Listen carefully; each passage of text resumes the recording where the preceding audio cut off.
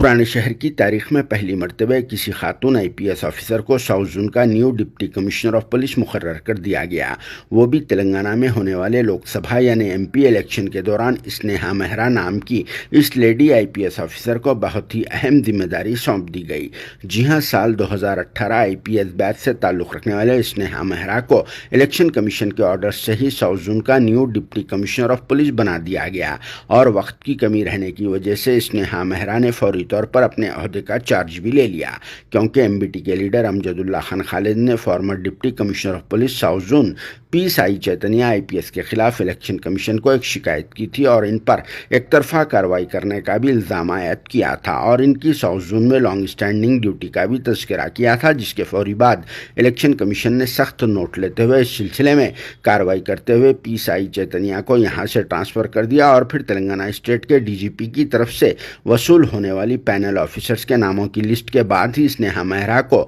South zone का नया DCP मुकर्रर करने के ऑर्डर्स भी जारी कर दिए, ताकि हैदराबाद लोकसभा के लिए होने वाले इलेक्शन में किसी भी तरह की कोई भी एक तरफा कार्रवाई ना हो। मगर ताजुब की बात तो यह है कि अब हैदराबाद MP सीट के लिए होने वाला ये इलेक्शन बिल्कुलिया तौर पर वन साइडेड हो चुका है, क्योंकि MBT ने इस बार अपने कैंडिडेट को हैदराबाद MP इलेक्शन में ना ठहराने का ऐलान कर दिया है, जिसकी वजह से सदर मजलिस व हैदराबाद के MP candidate barrister Asaduddin Owaisi की बाआसानी और फिर से एक बार भारी मेजॉरिटी से कामयाबी के चांसेस पूरे बन चुके हैं। हालांकि इससे पहले भी तहरीक के कैंडिडेट्स हैदराबाद MP कॉन्स्टिट्यूंसी से कई बार MP इलेक्शन में हिस्सा ले चुके हैं, मगर उस वक्त भी तहरीक के कैंडिडेट्स को हार का ही सामना करना पड़ा था। लेकिन इस बार का इलेक्शन कुछ अलग ही रुख इख्तियार कर लिया था। मतलब यह है कि अगर MBT से अमजदुल्ला खान खालिद हैदराबाद MP इलेक्शन के लिए ठहर जाते तो शायद सदर मजलिस बैरिस्टर असदुद्दीन ओवैसी के जीत की मार्जिन पर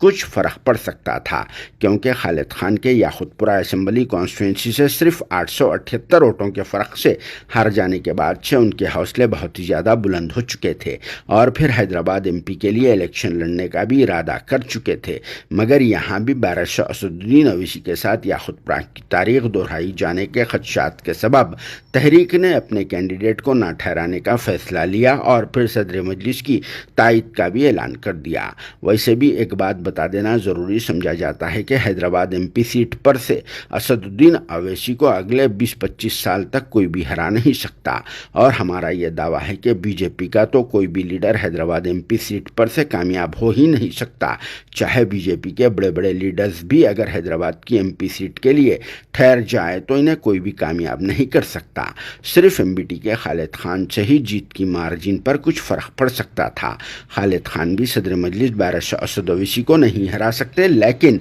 बैरिस्टर ओवैसी की विनिंग मार्जिन में फ़र्क ला सकते थे। मगर अब तो वो मार्जिन वाला हिस्सा भी बिल्कुलिया तौर पर ख़त्म हो चुका है और फिर बैरिस्टर असद ओवैसी को तो बस विनिंग सर्टिफिकेट लेना बाकी है, क्योंकि सदर मजलिस बैरिस्टर असदुद्दीन ओवैसी के लिए MBT जी के नहीं बल्कि मामूजान की डैमेज हुई सो पिंक कार यानी BRS पार्टी। और फिर सबसे ख़ास बात तो ये भी है कि तेलंगाना स्टेट की मौजूदा रूलिंग पार्टी यानी कांग्रेस ने भी हैदराबाद लोकसभा से MP इलेक्शन के लिए अपने डम्मी कैंडिडेट्स को मैदान में उतार दिया है, जो एक अंदाजे के मुताबिक BRS और कांग्रेस पार्टी के कैंडिडेट्स अलहदा तौर पर 50-50 हज़ार के अंदर ही वोट ले सकते हैं, जिससे बैरिस्टर ओवैसी को कुछ भी फ़र्क नहीं पड़ता। और फिर दूसरी तरफ BJP की लेडी कैंडिडेट माधवी लता का तो हिसाब कुछ और लग रहा है। वो भी बैरिस्टर ओवैसी को टक्कर दे ही नहीं सकती, जो सिर्फ रोड शो वगैरह और फिर बयानबाजी के ज़रिए ही हलचल मचा सकती है। मगर वोटों के मामले में तो सदर मजलिस का